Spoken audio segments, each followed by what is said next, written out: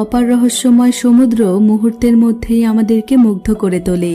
এই সমুদ্রের মধ্যেই লুকিয়ে থাকে নানা ধরনের অজানা রহস্য, যেটা চাইলেই কখনো কেউ ভেদ করতে পারে না। আচ্ছা, কখনো যদি এই সমুদ্রই হিংস্র হয়ে ওঠে আর মানব সভ্যতাকে নিঃশেষ করে দিতে চায়, তখন মানুষ কি পারবে প্রকৃতির বিরুদ্ধে রুখে দাঁড়িয়ে বেঁচে থাকার জন্য লড়াই করে যেতে? বলছিলাম 2015 সালে রিলিজ হওয়া দ্য ওয়েভ মুভিটির কথা। মুভিটির IMDb রেটিং 6.7 আউট অফ 10 এবং রোটেন টমেটোসে মুভিটি 83% ফ্রেশ রয়েছে।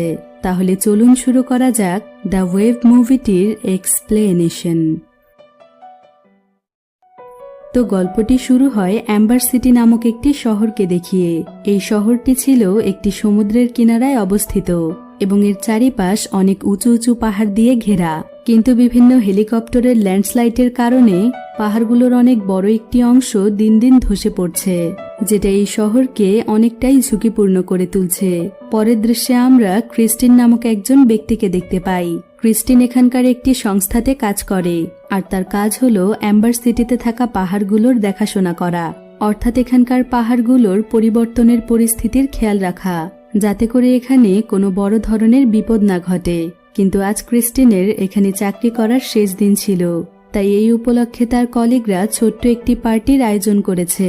তারা সবাই মিলে পার্টিতে অনেক এনজয় করে, আর পার্টি শেষ হওয়ার পর ক্রিস্টিন তার বাড়িতে ফিরে আসে, যেখানে সে তার পরিবারের সঙ্গে বসে খাবার খাচ্ছিল। এখানে আমরা তার ওয়াইফ লিলি, বড় ছেলে জ্যাক এবং ছোট মেয়ে বেলাকে দেখতে পাই। আজ তারা অ্যাম্বার সিটি ছেড়ে অন্য একটি শহরে শিফট হতে যাচ্ছে, তাই তারা সবাই মিলে তাদের জিনিসপত্র গোছাচ্ছিল। কিন্তু ক্রিস্টিনের ছেলে জ্যাক এই শহর ছেড়ে কোথাও যেতে চাইছিল না, কারণ সে ছোটবেলা থেকেই এখানে বড় হয়েছে। এদিকে ক্রিস্টিন তাদের সকল জিনিসপত্র গাড়িতে তোলে, আর কিছুক্ষণের মধ্যেই তারা শিফট হওয়ার জন্য সম্পূর্ণ প্রস্তুত হয়ে যায়। এমন সময় তাদের সঙ্গে তাদের পুরনো এক প্রতিবেশী দেখা করতে আসে, আর এখানে আমরা জানতে পারি যে লিলি এই শহরে আরো কিছুদিন থাকবে, কারণ সে এখানকার একটি হোটেল ম্যানেজমেন্টে কাজ করে। তাই ক্রিস্টিন একাই তার ছেলে মেয়েকে নিয়ে অন্য শহরে যাবে। কিছুক্ষণ পর ক্রিস্টিন তাদের সকলের কাছ থেকে বিদায় নেয় আর তার ছেলে মেয়েকে নিয়ে বেরিয়ে পড়ে। কিছু দূর যাওয়ার পর তারা একটি পাহাড়কে দেখতে পায়। ক্রিস্টিন এখানে লক্ষ্য করে দেখে যে এই পাহাড়টি যে কোনো সময় ধসে পড়তে পারে, আর যদি কোনোভাবে এই পাহাড়টি এখানকার সমুদ্রের মধ্যে ধসে পড়ে, তাহলে সেখানে প্রচুর পরিমাণে ঢেউয়ের সৃষ্টি হবে, আর সেই ঢেউয়ের ফলে এখানকার সমুদ্রে ভয়ানক কোনো সুনামির সৃষ্টি হতে পারে। তাই ক্রিস্টিন মনে করে বিষয়টি তাদের সংস্থায় জানানো উচিত, তা না হলে অনেক বড় ধরনের বিপদ ঘটতে পারে। তাই সে আবারও তাদের শহরে ফিরে আসে, আর সঙ্গে সঙ্গে সেই সংস্থাতে চলে যায় যেখানে সে চাকরি করত। সে জ্যাক এবং বেলাকে গাড়িতে বসিয়ে তাদের সংস্থার ভেতরে চলে যায়, আর এখানে সে কয়েকজন কর্মকর্তাকে সেই পাহাড়ের পরিস্থিতির ব্যাপারে জানায়। সে বলে যে কোনো সময়ে পাহাড়টি এখানকার সমুদ্রের পানিতে ধসে পড়তে পারে, আর এত বড় একটি পাহাড়ের ধসে পড়ার ফলাফল অনেক ভয়াবহ হতে চলেছে, কারণ এতে করে সুনামি সৃষ্টি হতে পারে। তাছাড়া ভূমিকম্প হওয়ারও সম্ভাবনা রয়েছে। তাই যত তাড়াতাড়ি সম্ভব আমাদেরকে শহরটি খালি করে দিতে হবে, তা না হলে অনেক বড় ধরনের ক্ষতি হয়ে যাবে। কিন্তু এখানকার কেউই ক্রিস্টিনের কথা সিরিয়াসলি নেয় না, তাই ক্রিস্টিন তাদের সবাইকে বিষয়টিকে খতিয়ে দেখার অনুরোধ করে। ক্রিস্টিনের অনেক অনুরোধের পর তারা সেই পাহাড়টিকে চেক করার সিদ্ধান্ত নেয়। তাই তারা ক্রিস্টিনের সঙ্গে তাদের একজন কর্মচারীকে সেখানে পাঠায়, আর কিছুক্ষণের মধ্যেই তারা একটি হেলিকপ্টারের মাধ্যমে সেখানে চলে যায়। সেখানে গিয়ে তারা দেখে এই পাহাড়ের মধ্যে বিশাল এক ফাটলের সৃষ্টি হয়েছে। তাই তারা বিষয়টি চেক করার জন্য সেই ফাটলের মধ্যে প্রবেশ করে। কিন্তু যখনই তারা ফাটলটির নিচে পৌঁছে যায়, তখন তারা বুঝতে পারে এই পাহাড়টি ধীরে ধীরে নিচের দিকে নেমে যাচ্ছে। এদিকে সংস্থার অন্যান্য কর্মকর্তারা ফুটেজের মাধ্যমে এই বিষয়গুলো দেখতে পাচ্ছিল। তাই তারা সবাই বুঝতে পারে যে যে কোনো সময় এই পাহাড়টি ধসে পড়তে পারে, ফলে অনেক বড় ধরনের সুনামি সৃষ্টি হওয়ার সম্ভাবনা রয়েছে। অন্যদিকে জ্যাক গাড়িতে বসে বোর হচ্ছিল, তাই সে তার মাকে ফোন করে, আর সে তার মাকে বলে তাকে এবং তার বোন বেলাকে এখান থেকে নিয়ে যেতে, কারণ তারা প্রায় অনেক সময় যাবৎ ক্রিস্টিনের জন্য অপেক্ষা করেছে। কিন্তু ক্রিস্টিন তাদেরকে কোনো কিছু না জানিয়ে সেই পাহাড়টি চেক করতে গিয়েছে। এখানে তার মা লিলি তাকে বলে, আমার তো এখন হোটেলে অনেক কাজ আছে, তাই তুমি বেলাকে নিয়ে এখানে চলে এসো। পরের দৃশ্যে আমরা ক্রিস্টিনকে দেখতে পাই, যে কিনা সেখানকার কর্মকর্তাদের সঙ্গে ঝগড়া করছিল, কারণ ক্রিস্টিন চাইছিল যত তাড়াতাড়ি সম্ভব শহরটিকে খালি করা হোক। কিন্তু তারা সবাই ক্রিস্টিনকে বলে, আমরা পাহাড়টিতে যেই পরিবর্তন দেখছি সেটা কিছুদিনের মধ্যেই ঠিক হয়ে যাবে, তোমার এত আতঙ্কিত হওয়ার কোনো প্রয়োজন নেই। কিন্তু ক্রিস্টিন তাদেরকে বারবার বোঝানোর চেষ্টা করে, তবে এতে কোনো লাভ হয় না, কারণ তারা কিছুতেই ক্রিস্টিনের কথা শুনতে চাইছিল না। ক্রিস্টিন বুঝতে পারে যে তারা তার কথা শুনবে না, তাই সে মন খারাপ করে তার গাড়িতে ফিরে আসে। এখানে এসে সে একটি চিঠি পায়, যেখানে লেখা ছিল, আমরা মায়ের কাছে যাচ্ছি। অর্থাৎ সে বুঝতে পারে জ্যাক এবং বেলা তার মায়ের কাছে গিয়েছে, তাই সে দেরি না করে লিলির হোটেলের দিকে রওনা হয়। আর খুব অল্প সময়ের মধ্যে সে সেই হোটেলে পৌঁছে যায়। এখানে তার ওয়াইফ লিলি তার সঙ্গে রাগ করে। সে ক্রিস্টিনকে বলে, তুমি বাচ্চাদেরকে একা রেখে কোথায় গিয়েছিলে? তখন ক্রিস্টিন বলে, আমার একটু জরুরি কাজ ছিল, আর আমি বুঝতে পারিনি যে এত দেরি হয়ে যাবে। এরপর সে লিলিকে সরি বলে, আর সে আবারও তার বাচ্চাদেরকে নিয়ে সেই শহরে যেতে চায়। লিলি তখন তার বাচ্চাদেরকে ক্রিস্টিনের সঙ্গে যেতে বলে, কিন্তু জ্যাক তার বাবার সঙ্গে যেতে চাইছিল না, কারণ সেই শহরে আরো কিছুদিন থাকতে চায়, তাই সে তার মায়ের সঙ্গে এখানে থেকে যায়। ক্রিস্টিন তখন লিলি এবং জ্যাককেও তার সঙ্গে যেতে বলে, কারণ সে খুব ভালো করেই জানে যে এখানে থাকলে তাদের বিপদ হতে পারে। কিন্তু লিলি ক্রিস্টিনকে বলে, আমাদের জন্য কোনো চিন্তা করো না, কয়েকদিনের মধ্যেই এখানে নতুন ম্যানেজার আসবে, আর তখনই আমি এই চাকরিটি ছাড়তে পারবো। তুমি বেলাকে নিয়ে সেখানে চলে যাও, এরপর আমি কয়েকদিনের মধ্যেই জ্যাককে নিয়ে সেখানে চলে যাব। ক্রিস্টিন কোনো উপায় না পেয়ে বেলাকে নিয়ে সেখান থেকে বেরিয়ে পড়ে। এরপর সেদিন রাতের বেলায় সমুদ্রে অনেক ঢেউয়ের সৃষ্টি হচ্ছিল, ফলে সেই সংস্থার দুজন কর্মচারী আবারও সেই পাহাড়ে চলে যায়, আর তারা আবারও সেই ফাটলটিকে চেক করতে থাকে। আসলে সেই ফাটলটিকে সেন্সর কেবলের মাধ্যমে যুক্ত করে রাখা হয়েছে, যেটা ধীরে ধীরে অনেক নরমাল হয়ে যাচ্ছে। এরপর সেই কর্মকর্তারা সেখান থেকে উপরে উঠে আসতে চায়, কিন্তু ঠিক তখনই সেই পাহাড়টি ধসে পড়তে শুরু করে। এমন পরিস্থিতিতে তাদের উপরে ওঠার কোনো চান্সই ছিল না, কারণ তাদের উপর অনেক বড় বড় পাথর পড়ছিল।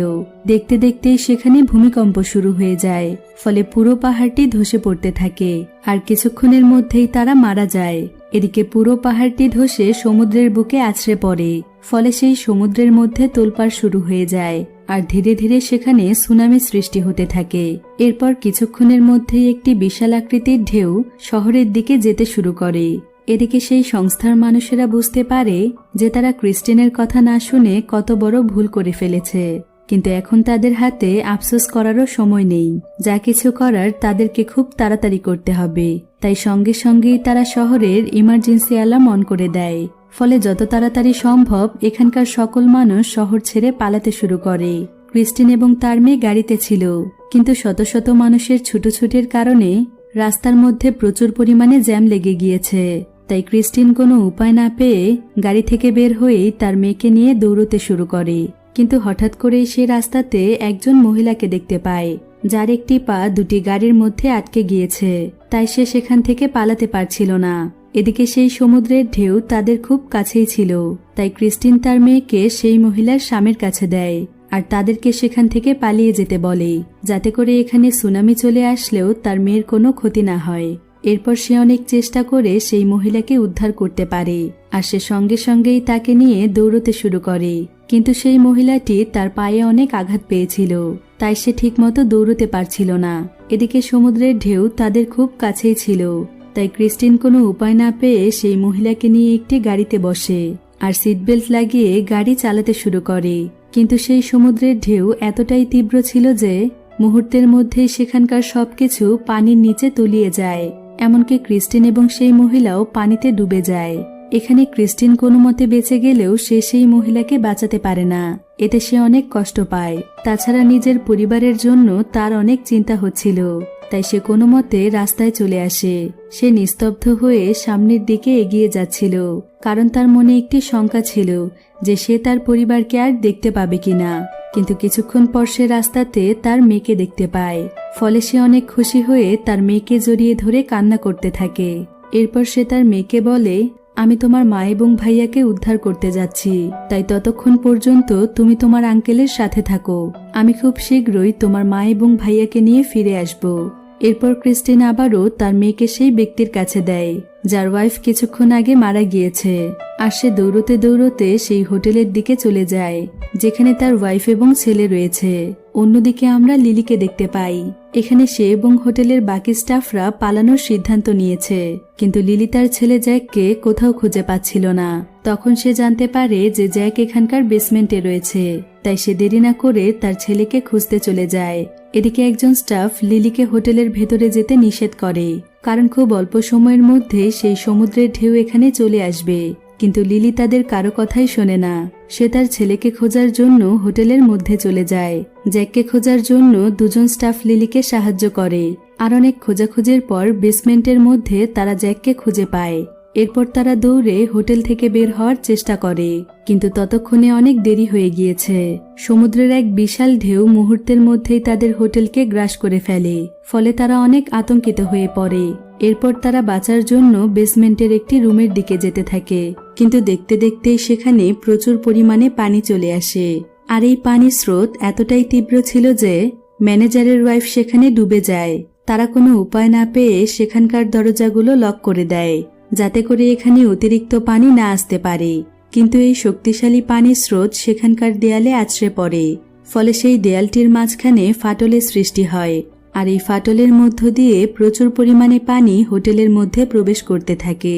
দেখতে দেখতেই পুরো হোটেলটি পানি দিয়ে তলিয়ে যায়, আর তারা সকলেই সেখানে ডুবে যেতে থাকে। তারা অনেক চেষ্টা করেও হোটেল থেকে বের হতে পারে না। এক পর্যায়ে সেখানে পানির পরিমাণ এতটাই বেশি হয়ে যায়, তারা শুধু তাদের মাথা বের করে নিঃশ্বাস নিচ্ছিল। কিন্তু কিছুক্ষণ পর এই সুযোগটিও আর থাকবে না, কারণ ধীরে ধীরে সেখানে পানির উচ্চতা বৃদ্ধি পাচ্ছিল। কিন্তু হঠাৎ করেই সেখানে থাকা ম্যানেজার জ্যাককে ডুবিয়ে মারার চেষ্টা করে, কারণ তার কাছে মনে হচ্ছিল যে জ্যাকের জন্যই এসব কিছু হয়েছে। তারা জ্যাককে বাঁচাতে এসেই এখানে ফেঁসে গিয়েছে, এমনকি সে তার ওয়াইফকেও হারিয়েছে। কিন্তু লিলি ম্যানেজারকে থামানোর অনেক চেষ্টা করে, তবে ম্যানেজার তার কোনো কথাই শুনছিল না। তাই লিলি তার ছেলেকে বাঁচানোর জন্য ম্যানেজারকেই ডুবিয়ে মেরে ফেলে। এতে করে জ্যাক বেঁচে যায়। আসলে একজন মায়ের কাছে তার সন্তানের চাইতে বড় আর কিছুই হতে পারে না। এদিকে সেখানে পানির উচ্চতা বেড়েই চলছিল, আর তারা কোনোভাবেই সেখান থেকে বের হতে পারছিল না। তাই তাদের কাছে মনে হচ্ছিল যে তারা হয়তো আর বাঁচতে পারবে না। অন্যদিকে আমরা ক্রিস্টিনকে দেখতে পাই, যে কিনা তার ওয়াইফ এবং ছেলেকে খুঁজতে খুঁজতে এই হোটেলে চলে এসেছে। ক্রিস্টিন আসলে উপরের ফ্লোরে ছিল, যেখানে এখনো সুনামির পানি প্রবেশ করেনি। এখানে ক্রিস্টিন মনে করে যে জ্যাক এবং লিলি হয়তো মারা গিয়েছে, তাই সে নিজের উপরেই অনেক রেগে যায়, আর একটি রড হাতে নিয়ে সেখানেই বাড়ি মারতে থাকে। এদিকে লিলি সেই রডের আওয়াজ শুনতে পায়, ফলে সেও এপাশ থেকে সিগন্যাল দিতে থাকে, যাতে করে সেখানে কেউ থাকলে তাদেরকে সাহায্য করতে আসে। এদিকে ক্রিস্টিন লিলির আওয়াজ শুনতে পায়, আর সে দেরি না করে সেখানকার বেসমেন্টে চলে যায়। কিন্তু ততক্ষণে পুরো ফ্লোরটি পানি দিয়ে ভর্তি হয়ে গিয়েছে, আর জ্যাক এবং লিলি পানির মধ্যে ডুবে গিয়েছে। এদিকে ক্রিস্টিন সেখানকার দরজা খুলে প্রথমেই তার ওয়াইফকে খুঁজে পায়, আর সঙ্গে সঙ্গে সে সেই দরজা দিয়ে তার ওয়াইফকে বাহিরে বের করে দেয়। এরপর সে তার ছেলের কাছে যায়। এখানে সে তার ছেলের মনে সাহস যোগায়। এরপর তারা দুজনেই সেই দরজাটিকে খুঁজতে শুরু করে, কিন্তু তারা পানির মধ্যে থাকার কারণে দরজাটি খুঁজে পাচ্ছিল না। ধীরে ধীরে সেখানে জ্যাকের দম বন্ধ হয়ে যাচ্ছিল। ক্রিস্টিন কোনো উপায় না পেয়ে তার মুখ দিয়ে জ্যাককে অক্সিজেন দেয়। এতে জ্যাক কিছুটা স্বস্তি বোধ করে। কিছুক্ষণের মধ্যেই ক্রিস্টিন সেই দরজাটিকে খুঁজে পায়, আর সে তার ছেলেকে বাহিরে বের করে দেয়। এরপর সে নিজেও বাহিরে বের হতে যাচ্ছিল, কিন্তু ধীরে ধীরে সেও আর নিঃশ্বাস নিতে পারছিল না, আর তার হাত পায়ের নড়াচড়া বন্ধ হয়ে যাচ্ছিল। এদিকে অনেক সময় চলে যাওয়ার পরও ক্রিস্টিন যখন বাহিরে বের হচ্ছিল না, তখন লিলি তার জন্য অনেক চিন্তিত হয়ে পড়ে, আর সে ক্রিস্টিনকে খুঁজতে আবারও সেই পানির মধ্যে নেমে যায়। কিছুক্ষণের মধ্যেই সে ক্রিস্টিনকে খুঁজে পায়, কিন্তু সে দেখে ক্রিস্টিন ঠিকমতো নিঃশ্বাস নিতে পারছিল না। তাই সে কোনো মতে ক্রিস্টিনকে সেখান থেকে বাহিরে বের করে, আর সঙ্গে সঙ্গেই সে তার মুখ দিয়ে ক্রিস্টিনকে অক্সিজেন দিতে থাকে। কিন্তু এতে করে কোনো লাভই হয় না। ক্রিস্টিনকে দেখে মনে হচ্ছিল যে সে মারা গিয়েছে। তাই লিলি এবং জ্যাক ক্রিস্টিনের জন্য সেখানে কাঁদতে শুরু করে, কিন্তু জ্যাকের কাছে মনে হচ্ছিল যে তার জন্যই তার বাবার এই অবস্থা হয়েছে। তাই সে শেষবারের মতো তার বাবাকে বাঁচানোর চেষ্টা করে। জ্যাক এখানে ক্রিস্টিনের বুকে চাপ দিতে থাকে, ফলে কিছুক্ষণের মধ্যেই ক্রিস্টিন তার জ্ঞান ফিরে পায়। আর ক্রিস্টিনকে জীবিত দেখে জ্যাক এবং লিলি অনেক খুশি হয়ে যায়। তারা খুশিতে একে অপরকে জড়িয়ে ধরে। কিছুক্ষণের মধ্যেই খবর পেয়ে রেস্কিউ টিম সেখানে চলে আসে আর তারা তাদেরকে উদ্ধার করে। এরপর তাদেরকে সেই জায়গাতে নিয়ে যাওয়া হয় যেখানে তাদের মেয়ে বেলা রয়েছে। আসলে সেই জায়গাটি ছিল একটি আশ্রয় কেন্দ্র। এখানে বেলা তাদেরকে দেখে অনেক খুশি হয়ে যায় আর সে তার মা বাবাকে জড়িয়ে ধরে। ক্রিস্টিনও এখানে তার ওয়াইফ এবং বাচ্চাদেরকে একসঙ্গে পেয়ে অনেক খুশি হয়।